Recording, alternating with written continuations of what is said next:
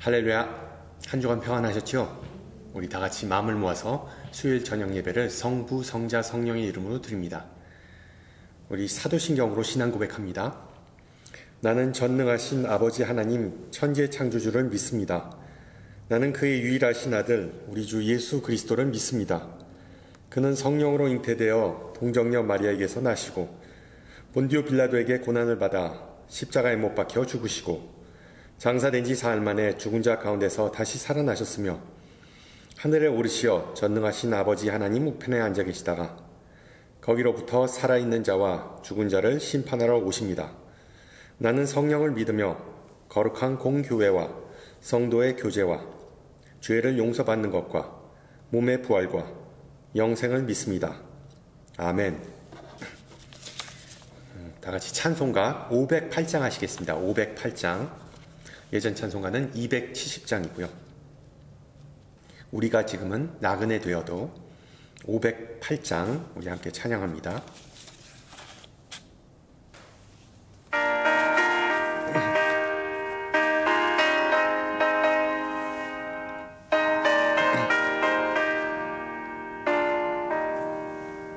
우리가 지금은 나그네 되어도 화려한 천국에 머지않아 가리니 이 세상 있을 때 주 예수 위하여 끝까지 힘써 일하세.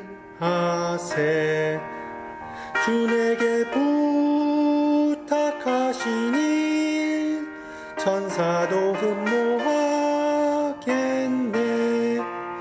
화목해 하라신 구주의 말씀을 온 세상 널리 전하세. 주 예수 말씀이 온 세상 만민들 흉악한 죄에서 떠나라 하시니 이 말씀 듣고서 새 생명 얻으라. 이 기쁜 소식 전하세. 주 내게 부탁하신 일 천사도 흠모하겠네. 화목해 하라신 구주의 말씀을 온 세상 널리 전하세.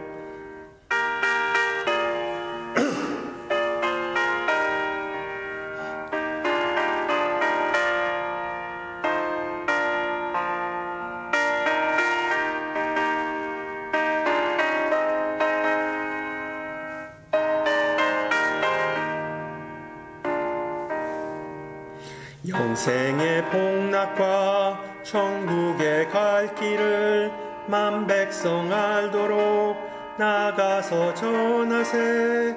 주 예수 말씀이 이 복음 전하라 우리에게 부탁하셨네. 주 내게 부탁하신 일 천사도 흠모하겠네.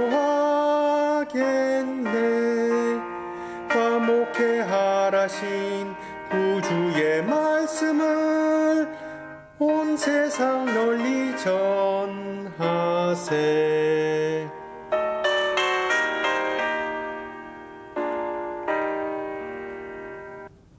아멘. 하나님께서 오늘 저녁 우리에게 주신 말씀 고린도후서 5장 17절에서 21절입니다. 고린도후서 5장 17절에서 21절. 제가 가진 성경으로 신약 221페이지입니다.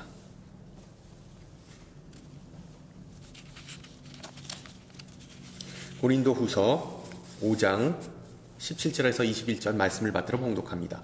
그런즉 누구든지 그리스도 안에 있으면 새로운 피조물이라. 이전 것은 지나갔으니 보라 새 것이 되었도다.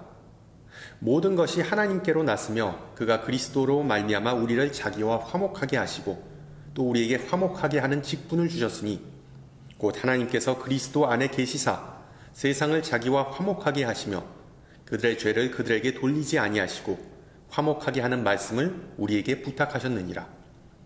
그러므로 우리가 그리스도를 대신하여 사신이 되어 하나님이 우리를 통하여 너희를 권면하시는 것 같이 그리스도를 대신하여 간청하노니 너희는 하나님과 화목하라. 하나님이 죄를 알지도 못하신 이를 우리를 대신하여 죄로 삼으신 것은 우리로 하여금 그 안에서 하나님의 의가 되게 하려 하심이라. 아멘.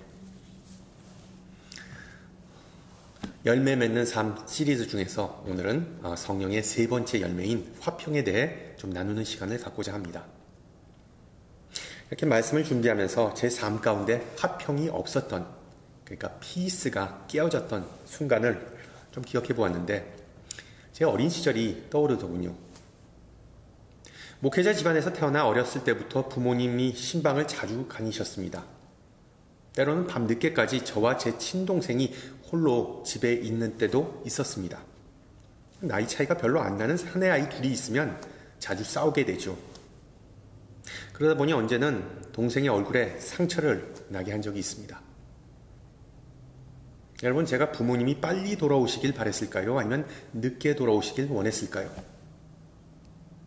저는 부모님이 신방 갔다가 정말 최대한 늦게, 아니 그냥 아예 안 오셨으면 원했습니다. 마음이 불안했고 부모님이 집에 다시 오면 엄청나게 혼나고 벌받을 것이 불붙을 뻔했기 때문이죠. 한순간의 실수와 죄로 온 가족의 화평이 깨어지는 상황이 발생한 것입니다. 그때 제가 깨달은 것이 있습니다. 화평이 깨어지는 이유는 바로 나의 실수, 나의 죄 때문이라는 것입니다. 여러분, 그 갱이나 마약 카르텔 두목, 아니면 세계의 독재자들과 같이 악명 높은 인사들의 삶을 보면 비슷한 패턴을 발견할 수 있죠. 비록 그들은 자신들이 원하는 거의 모든 것을 누리면서 살지만 열쇠고리를 몇 겹수로 하고 베개 밑에 항상 총을 넣어두고 혹시 부하가 배신하지 않나 그들을 항상 감시하고 매일 아무도 모르게 이 저택 저택을 전전긍긍하며 살았다곤 합니다. 정말 불안과 초조 가운데 살면서 평안이 없었던 이유는 그들이 스스로 죄인임을 알았기 때문이죠. 물론 저와 여러분은 그런 악명 높은 인물과의 비교의 대상이 아닙니다. 우리가 심각한 범죄를 저지른 것도 아니고 나름대로 법을 지키면서 노력하며 삽니다. 그러나 앞서 말씀드렸듯이 정도의 차이가 있지만 죄의 문제에서 벗어날 수 있는 사람은 세상에 아무도 없습니다. 모든 사람은 알게 모르게 죄 때문에 화평 그리고 화목이 위협을 받게 되기 때문이죠. 그래서 이 죄의 열매로 주어진 인간의 조건에 대해 바울은 로마서에서 이렇게 말합니다. 모든 사람이 죄를 범하였음에 하나님의 영광에 이르지 못하였더니. 지난 봄 새벽기도 로마서 강해를 통해 우리가 배운 내용이 있죠. 인간은 그 누구도 율법, the law, 율법이라는 잣대, 하나님의 기준인 거룩함, 온전함에 미치지 못합니다. 많은 사람은 이 사실을 모른 채, 즉 자신의 평화가 깨어진 상태라는 것을 모른 채 하루하루를 살아갑니다. 오히려 하나님과의 화평뿐만 아니라 이웃과의 화평이 깨진 상태로 사는 것이 정상이라고 생각하죠. 이와 같이 깨어진 관계를 회복시키는 가장 좋은 방법은 다름 아닌 용서입니다. 저 같은 경우에 아버지가 신방 갔다 집에 다시 오셨을 때 그냥 이실직고 했습니다. 아버지, 제가 잘못했어요. 크게 싸웠는데 상처를 냈어요. 왜? 숨겨봤자 더 크게 혼날 것 같았기 때문이죠. 그저 아버님은 동생의 상처를 이렇게 보시더니 너무 크게 안 다쳤으니 다행이네 라고 말씀하셨습니다. 그리고 교통정리를 하셨습니다. 동생에게 잘못을 구하라고 하셨고 저는 그렇게 했습니다. 말 한마디로 천냥빛 갚기라는 표현처럼 지금 돌아보면 말 몇 마디가 당시의 위기를 잘 극복할 수 있게 해주었다는 사실을 깨달았습니다. 내가 먼저 나서서 잘못을 구하고 용서받지 않으면 평화를 회복하는 것은 불가능합니다. 하나님도 이 사실을 아셨기 때문에 독생자 아들이신 예수님을 통해 먼저 우리의 죄를 사하여 주셨습니다. 그래서 요한일서는 다음과 같이 말하지요. 그는 우리 죄를 위한 화목제물이니 우리만 위할 뿐 아니요 온 세상의 죄를 위하심이라. 그렇습니다. 예수님께서는 화목 제물이 되셨습니다. 화목 제물이란 화목해 하는 제사에서 쓰이는 제물을 의미하죠. 이것은 둘 사이의 관계에 화목이 깨졌음을 전제로 합니다. 화목의 관계가 깨졌을 때 화목을 깨트린 쪽에서 드리는 제사가 바로 화목 제사입니다. 예를 들어 하나님과 인간 사이의 관계가 깨어졌습니다. 그런데 누가 그 관계를 깨트렸습니까? 하나님입니까? 아니면 인간입니까? 바로 우리 인간의 죄로 인해 화목의 관계가 깨어졌습니다. 그리고 하나님께서 그의 외아들 예수님을 화목제물로 드리셨습니다. 그래서 우리와의 관계를 화목케 해주셨던 것이죠. 이것이 기독교 믿음, 기독교 구원론의 가장 기초입니다. 우리가 죄를 지었는데 우리가 화목제물을 바쳐야 되는데 하나님께서 우리를 대신하여서 화목제물을 내셨습니다. 그것을 우리는 바로 은혜라고 하죠. 선물. 예수님이 나의 죄를 위해 화목제물이 되어서 십자가에 돌아가셨다는 것을 믿을 때 비로소 하나님과 깨어진 관계에 화평이 생기는 것입니다. 그렇습니다. 예수님은 십자가를 통해 화평을 망가지게 한 우리의 죄를 해결하셨습니다. 더 나아가 예수님은 하나님과 인간 사이의 화목을 회복시키셨고 인간들 사이에 깨어진 평화도 회복시키셨습니다. 그래서 오늘 본문 18절과 19절도 이렇게 기록합니다. 모든 것이 하나님께로서 났으며 그가 그리스도로 말미암아 우리를 자기와 화목하게 하시고 하나님께서 그리스도 안에 계시사 세상을 자기와 화목하게 하시며 그들의 죄를 그들에게 돌리지 아니하시고. 하나님은 예수님의 십자가를 통하여 우리의 죄를 우리에게 돌리지 않고 용서해 주셨습니다. 그리고 예수님 안에서 보여주신 그 사랑으로 우리를 자신과 화목해 하셨습니다. 십자가를 통하여 하나님은 우리 사이에 막힌 담을 허물고 우리를 하나님과 연결해 주신 것이죠.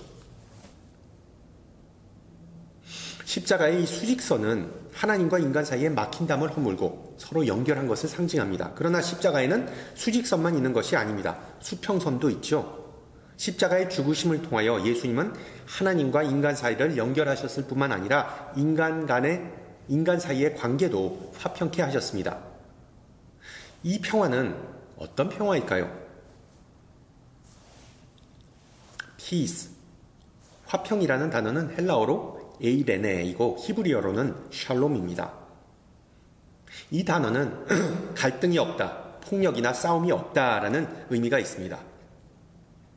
그러나 이 두 단어는 그보다 훨씬 더 포괄적이고 심오한 뜻이 있습니다. 그 두 단어는 삶의 모든 영역에서 건강함과 온전한 상태를 가리킵니다. 즉 주위 환경이나 외부적인 요소에 따라 결정되는 흔들리는 평화가 아니라 그것을 초월하는 뛰어넘는 평화를 말합니다.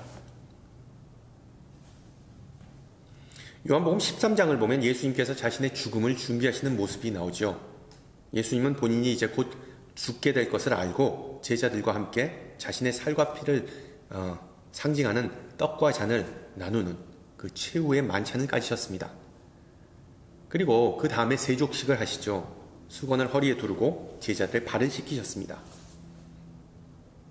요한복음 13장에서 16장의 내용은 예수님께서 잡히시기 전에 제자들에게 한 마지막 유언, 고별 설교와 같은 것입니다.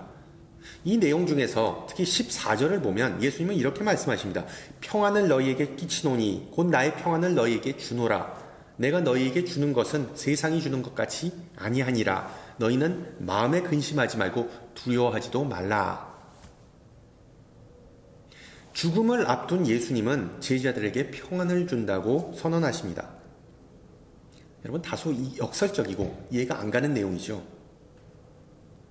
이 세상에서 가장 평안을 누리지 못하는 사람은 임종을 앞둔 사람일 것입니다. 특히 자신이 곧 죽을 것을 알고 그것을 기다리는 사람, 특히 자신의 뜻이 아니라 자신이 늙어서가 아니라 자신이 사형틀에 죽임을 당할 것을 알고 그것을 기다리는 사람에게는 더더욱 마음에 평안함이 없을 것입니다. 죽음에 대한 두려움과 공포로 인하여 평화를 누리지 못한다는 것은 사실이겠죠. 평안을 주시겠다고 말씀하셨을 때 예수님의 상태도 이와 별반 다를 것이 없었을 겁니다. 또한 예수님의 심정은 그날 저녁에 있었던 겟세마네 동산에서의 기도에서도 잘 드러납니다. 예수님은 아버지여 만일 아버지의 뜻이거늘 이 잔을 내게서 옮기옵소서 그러나 내 원대로 마옵시고 아버지의 원대로 되기를 원하나이다 라고 3번씩이나 온 힘을 다해 정말 간절히 기도하셨습니다. 땀방울이 핏방울처럼 땅에 떨어지기까지 간절히 기도하셨다고 누가는 기록하죠. 하나님의 아들이자 한 인간이셨던 예수님은 이처럼 죽음에 대한 솔직한 심정을 하나님께 토로했던 것입니다. 이 모든 것을 종합해보면 예수님이 제자들에게 고별 설교를 하셨던 당시 마음속에는 큰 아픔과 또한 불안이 있었을 것입니다. 그런데 예수님은 평안을 너희에게 끼치노니 곧 나의 평안을 너희에게 주노라 라고 말씀하십니다. 이 평안은 갈등과 분쟁과 고통이 없으므로 누리는 평화가 아니라는 것입니다. 이것은 고통 가운데도 누릴 수 있는, 죽음 앞에서도 누릴 수 있는 평화였습니다. 바로 이 평화가 우리의 평화가 되길 소망합니다. 그렇다면 어떻게 고통, 절망, 위험과 불안 가운데서도 평화를 누릴 수 있을까요? 프랑스 혁명 당시에 있었던 일화인데 그때 성난 백성은 성직자들과 귀족들을 보이는 대로 다 잡아 기요틴에서 처형했습니다. 어느 주교도 군중에게 잡혀와 수감생활을 하다가 결국 처형을 당했습니다. 그가 수감생활을 했던 깜방에는 십자가 모양의 작은 창이 있었는데 창틀. 나중에 간수가 그 깜방을 정리하다가 그 창틀에 새겨진 작은 귀퉁이에 새겨진 작은 글귀를 보았답니다. 그러니까 창 윗부분에는, 그러니까 십자가 윗부분에는 높이라는 단어, 그리고 아랫부분에는 깊이라는 단어가 새겨져 있었습니다. 또한 창 좌우편으로는 길이와 넓이라는 단어가 각각 새겨져 있었답니다. 그러니까 그 주교는 죽음을 앞두고 홀로 남겨진 독방 속에서 그리스도의 십자가의 참된 의미, 즉 하나님의 그 높고도 깊은, 길고도 넓은 사랑을 체험할 수 있었다는 것입니다. 사랑이 죽음보다 강하다라는 아가서 8장의 말씀을 연상케 하는 대목이죠. 죽음 앞에서 모든 인간은 숙연해지고 삶의 태도가 달라지고 많은 생각을 하게 되지만 그보다 더 강한 것이 바로 사랑입니다.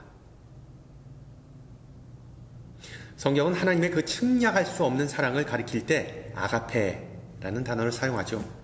알다시피 아가페는 신적인 하나님의 사랑을 쓰이는 단어입니다. 그리스어, 그러니까 히라버에는 사랑을 뜻하는 여러 개의 단어가 있습니다. 친구 사이의 사랑을 나타내는 필레오, 그리고 연인 사이의 사랑을 나타내는 에로스, 그리고 부모와 자식 간의 그 어떤 혈육 간의 사랑을 나타내는 스토르게 등등. 그런데 아가페는 하나님의 무조건적이고 희생적인 사랑을 말할 때 쓰는 단어입니다.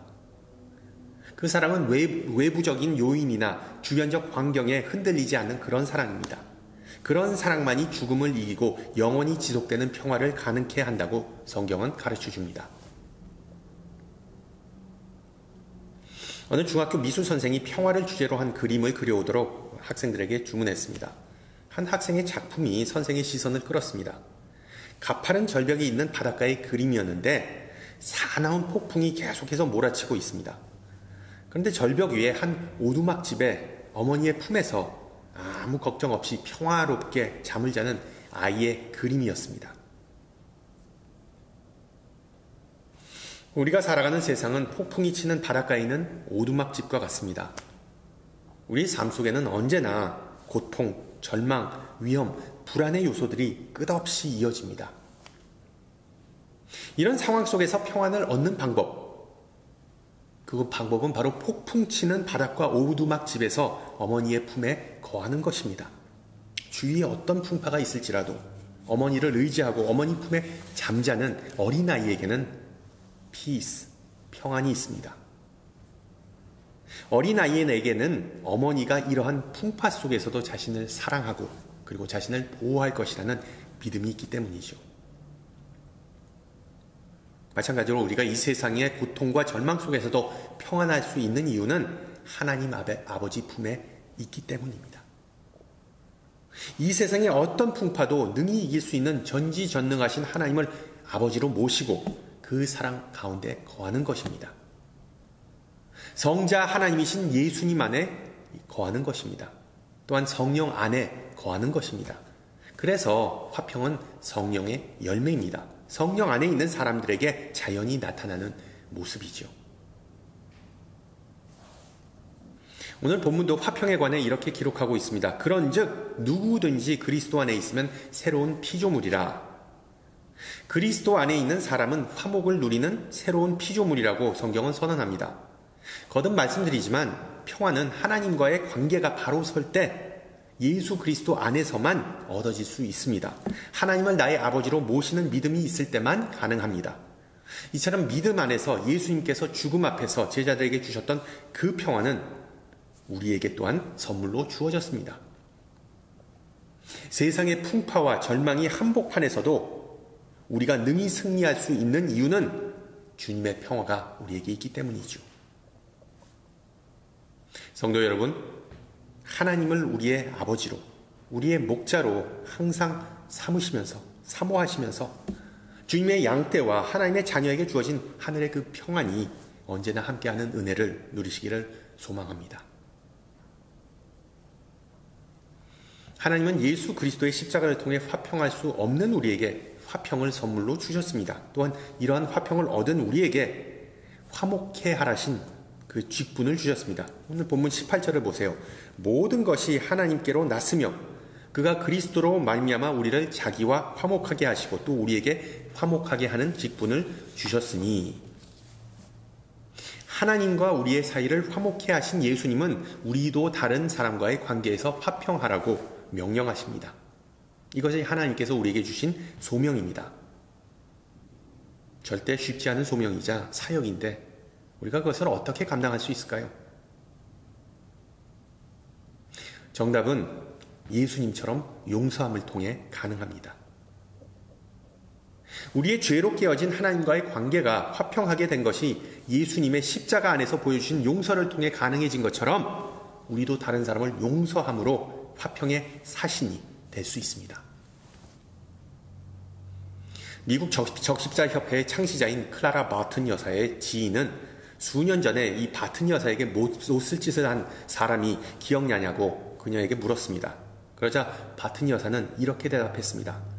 나는 그런 사건을 잊었다는 것만을 대충 기억한 뿐입니다.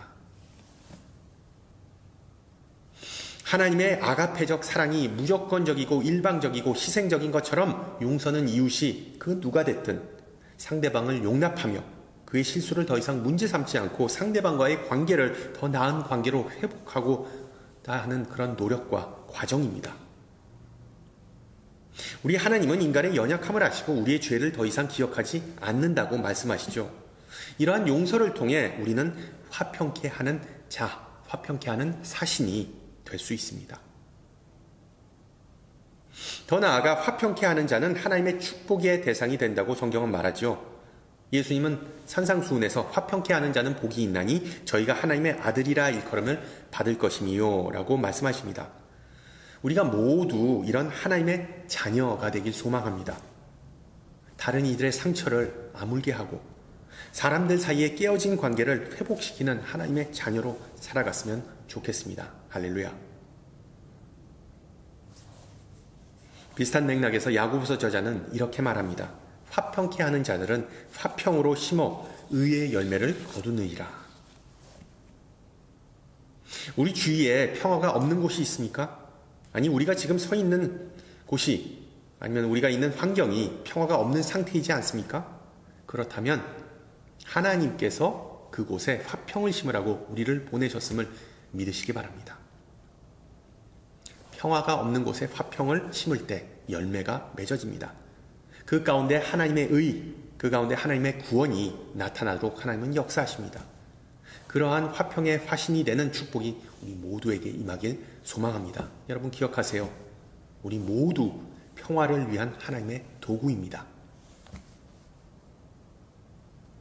평화를 위한 기도, 평화의 중세를 대표하는 평화의 사도인 그 성 프란시스는 그를 따르는 제자들과 함께 프란시스 종단을 만들었습니다. 그런데 한 번은 그 공동체가, 그 형제단이 분열의 위기를 맞게 되었습니다.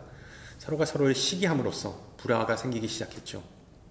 특별히 이 위기는 프란시스가 잠시 전도 여행을 떠났을 때 발생했습니다. 프란시스가 돌아왔을 때 이 문제를 해결하기 위해서 형제들이 모두 모였습니다. 이때 많은 형제가 종교를 수정할 것을 요구했습니다. 그러니까 수도원 내에 적용되는 규율을 개정할 것을 요구했다는 것입니다. 이 말을 다 들은 후에 프란시스는 이렇게 말했습니다.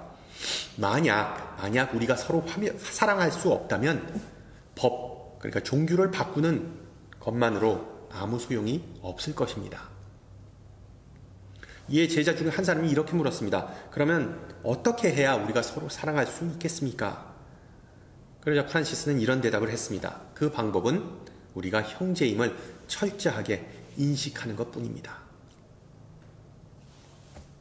그렇습니다. 우리 모두 예수 그리스도를 구주로 받아들이고 예수님을 주인으로 모신, 하나님을 우리의 아버지로 모신 한 가족, 형제 자매라는 그 사실을 꾸준히 기억하고 그 신분대로 사는 것만이 우리를 하나 되게 하고 화평의 길을 걷게 할 수 있는 것입니다. 우리가 하나 되지 못하는 것, 사람 사이의 갈등과 반목이 있는 것의 가장 큰 이유는 우리가 한 지체, 한 형제, 한 가족이라는 그 인식이 부족하기 때문이죠. 우리가 한 식구라는 사실을 잊고 살기 때문입니다. 여러분, 식구의 의미는 뭡니까? 같은 식탁에서 밥을 먹는 사람이라는 뜻이죠. 우리나라 속담 가운데 밥 먹을 때는 개도 안 건드린다라는 말이 있습니다. 비록 하찮은 짐승일지라도 밥을 먹을 때에는 때리지 않는다는 것인데, 샬롬 해야 된다, 평화로워야 한다는 것인데, 음식을 먹고 있을 때는 아무리 잘못한 것이 있더라도 때리거나 꾸짖지 말아야 한다라는 것을 우리에게 가르쳐 줍니다. 하나님의 자녀이자 식구인 우리는 그런 개보다 훨씬 더 귀한 존재 아니겠습니까? 우리 모두 하나님을 아버지로 모시는 형제 자매라는 것을 기억했으면 좋겠습니다. 나를 위해 십자가를 지시고 나에게 생명을 주신 예수님께서 옆에 있는 다른 사람을 위해서도 돌아가셨다는 사실만을 기억한다면 우리는 다른 이들을 용서하고 받아들일 수 있습니다. 부부 사이에도, 부모와 자녀 사이에도, 그리고 교회 공동체의 지체 사이에도 우리를 하나 되게 하는 것은 이 모퉁이 돌 대신 예수님이라는 사실, 그 예수님만이 참 화평을 주신다는 그 믿음을 굳게 지키시기를 축원합니다. 함께 기도합니다. 은혜와 자비가 풍성하신 하나님, 이 예배의 시간을 통하여 우리에게 위로와 격려의 말씀을 주시고 주님의 품에 품어주심을 감사드립니다. 우리가 지금까지 살아온 것, 모든 것이 화평케 하신 주님의 은혜임을 고백합니다. 그러나 현재의 우리 모습을 바라보면 우리 일상 가운데 평안과 여유가 존재하지 않고 더불어 화평케 하라신 주님의 말씀대로 살지 못하였음을 고백합니다. 예수님처럼 자신을 낮추고 하나 되기는커녕 나 자신을 앞세우며 분란을 일으켰음을 회개합니다. 또한 바쁘고 힘들다는 이유로 하나님의 의를 구하지 못하였음을 고백합니다.